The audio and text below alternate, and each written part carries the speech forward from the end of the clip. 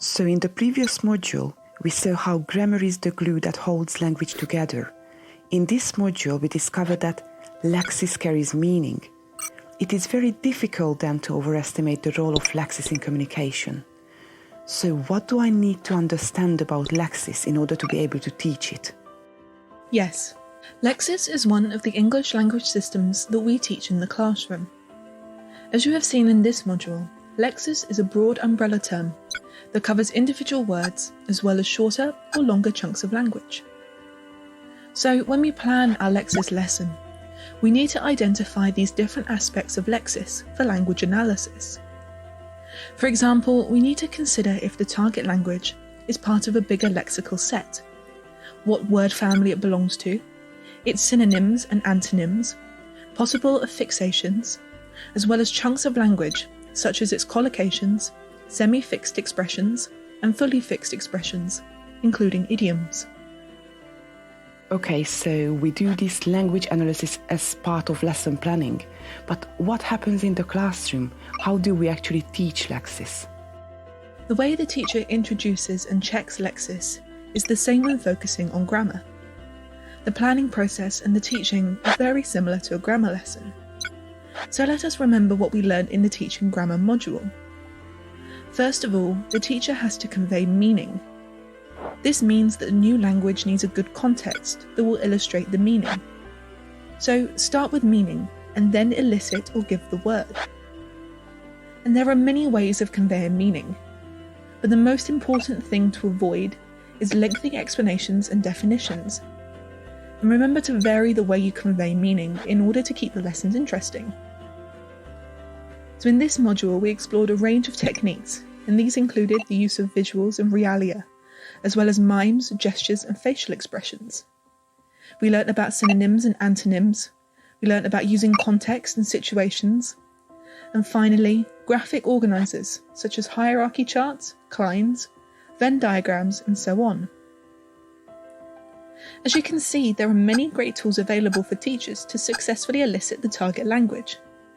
When you analyse Lexis for teaching purposes, identify the technique that will be most effective in your teaching context. Remember, the more abstract the word, the more techniques you will have to use.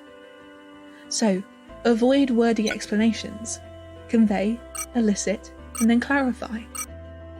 Right, but if I manage to elicit the word I intend to teach, do I still need to check understanding? If students can tell me the word I'm eliciting, then surely they understand it. Not quite.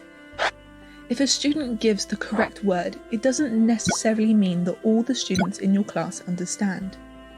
You have to check the meaning has really been understood. And to do this, you should use thorough CCQs that have been planned before the lesson. Similarly to when we teach grammar, there is no flexibility in terms of when the meaning is checked. The meaning is always checked first, immediately after a new word has been elicited, and before the form and pronunciation are clarified. Now I understand what aspects of the form I should clarify for grammar, but what do I check when I clarify the form for Lexis? So there are 4 things you need to focus on when eliciting the form. The first is spelling. So how is it spelt? Then word class. So is this word a noun, a verb, an adjective, or an adverb? Then you need to clarify the number of syllables. How many are there? And finally, the stress. So where is the stress? And pronunciation? How do I clarify this? So you should focus on difficult sounds and weak forms. Remember to use the phonemic chart to help students notice things about the pronunciation of the new Lexis. You also have to make sure that students can actually say the new words. Model the word about 3 times, and then get the students to drill, first chorally and then individually.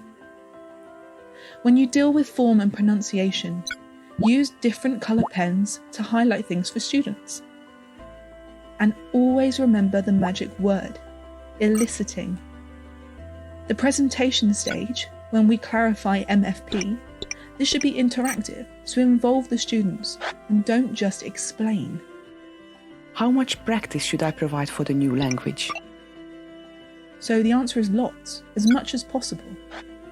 The rule of thumb is that the presentation stage should not be longer than the practice stage.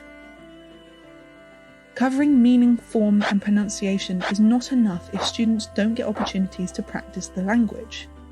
The more practice you give your students, the more confidently and accurately they will be able to use the language that you teach them.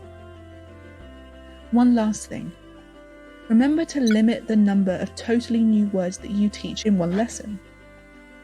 Be realistic. Students will not be able to learn more than 7 to 9 new words for productive use.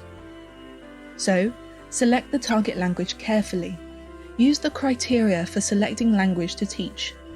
Elicit, clarify. And remember, practice, practice, practice.